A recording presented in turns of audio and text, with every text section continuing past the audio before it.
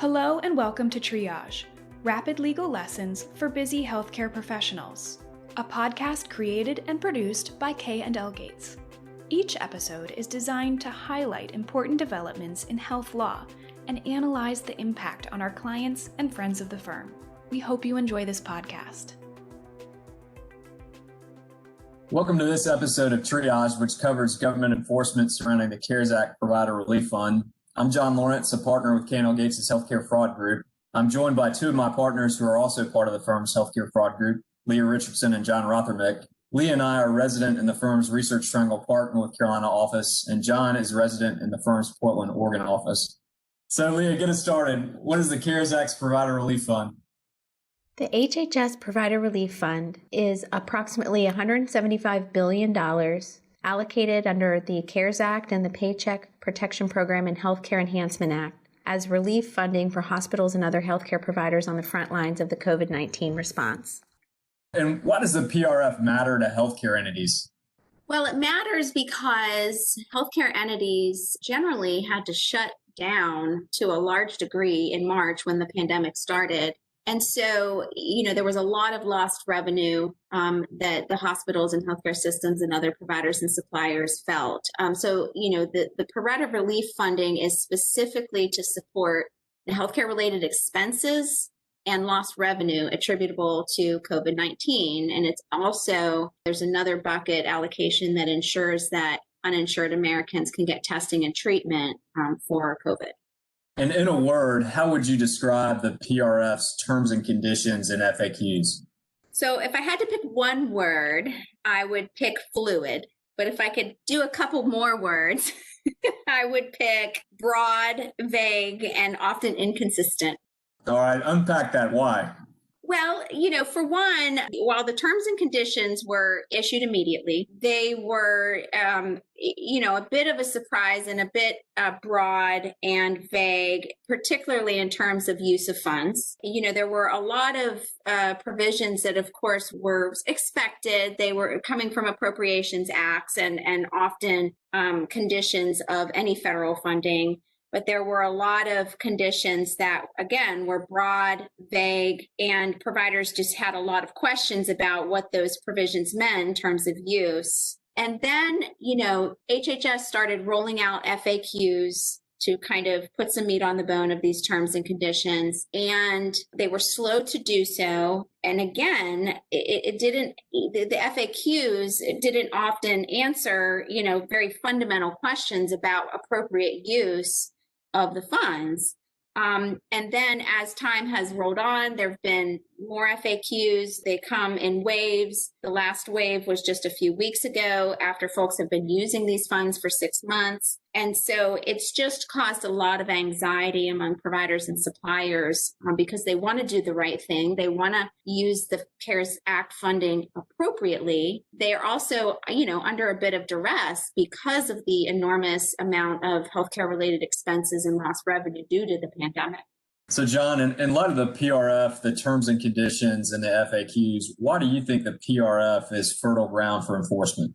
Well, John, as we've seen for the last several months, the CARES Act generally it's a massive federal grant program, which is dependent on, with strings about how you have to spend the money, conditions you have to certify to. And the government's made it clear that enforcing those requirements embedded in the CARES Act, making sure those funds are spent properly, is a key enforcement priority, both from a criminal perspective and a False Claims Act perspective. We've seen a lot of enforcement action related to the Paycheck Protection Program funds already. The provider relief funds, it's sort of an amazing instance where a lot of the funding has actually, was given out automatically and then followed up with certifications after the fact to the terms and conditions, and then all of the subsequent guidance. So all of the requirements that are embedded in the terms and conditions could create an instance where a whistleblower or a government enforcer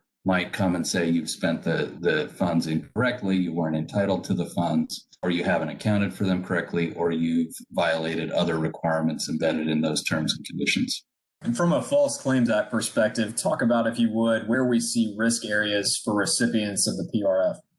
Well, risks come when you have certifications that are unclear and complicated. A provider might be uncertain about whether they're actually in compliance, how they can spend the funds. And if they make a mistake, a whistleblower could say, that's an intentional violation of the certification you just signed.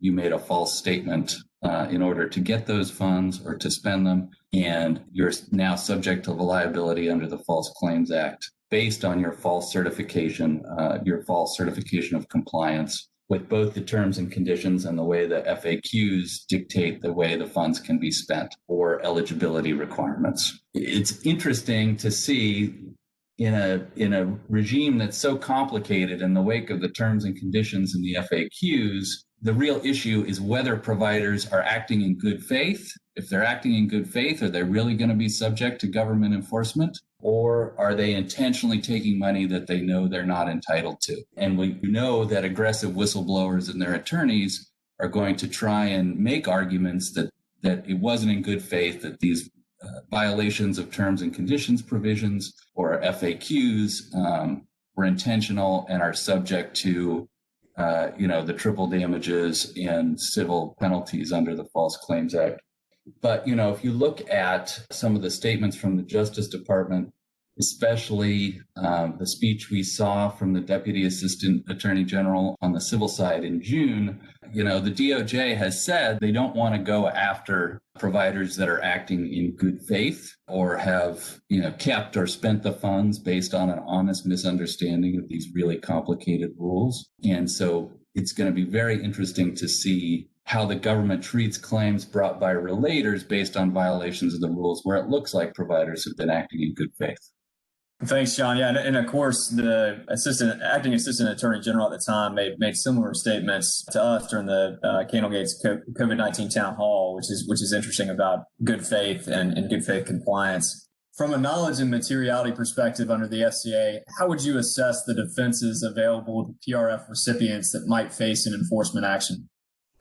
John, as Leah discussed, this is a really unprecedented kind of False Claims Act exposure scenario where you have this administrative guidance and these terms and conditions that providers have certified to coming out after the funds have been distributed, and a lot of the guidance coming out as the funds are actually being spent. And a lot of that guidance is vague, overbroad, and internally inconsistent. So when you have that kind of regulatory guidance or those kinds of certifications providers are attesting to, it raises very strong defenses on the False Claims Act scienter or intent requirement, because so long as a provider is reasonably interpreting ambiguous regulatory guidance or an ambiguous provision in the terms and conditions, they've got a really good defense that they could not have been taking the money or spending the money with some kind of intent to defraud the government or reckless indifference as to the falsity of their claims.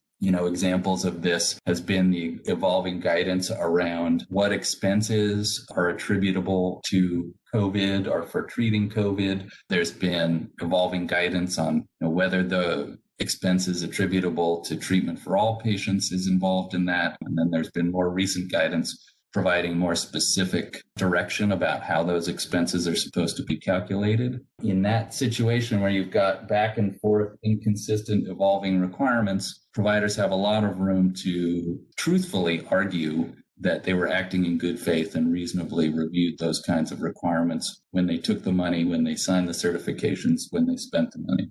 From a materiality perspective, we've seen since 2016, when the Supreme Court's Escobar decision came out, that the government's response, reaction to false claims or a provider's not complying with a particular statutory requirement has become increasingly relevant. So whether the government actually acts like they care about these regulations will become very important as to whether or not any violations of these requirements or failure to comply is actually material. And I think when you get back and forth regulatory guidance, like, say, in terms of the lost revenue guidance, which used to, there was originally some guidance about how it could be calculated in any reasonable way. And then there was conflicting guidance about how it had to be calculated in a very specific way that would have changed what providers can claim. And then that guidance is rescinded again. I think providers have very strong arguments that those requirements are not material to HHS because they weren't promulgated quickly enough. They weren't made concrete enough given the internal contradictions. Yeah, I think in addition, I think potential FCA actions involving the PRF raise some really interesting falsity questions. I think in particular, there's a central question whether purported violations of the PRF's terms and conditions and FAQs, which are sub-regulatory guidance, can form a basis for a false claim.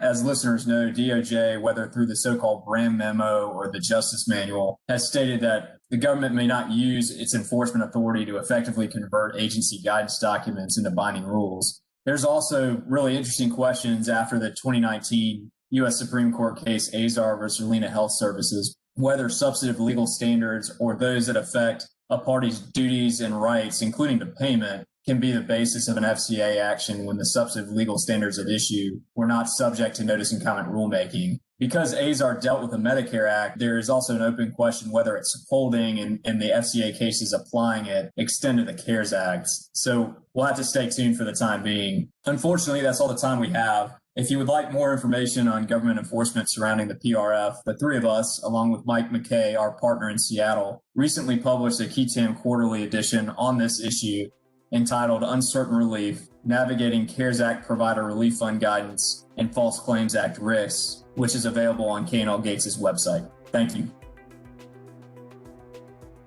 Thanks again for listening to Triage, rapid legal lessons for busy healthcare professionals.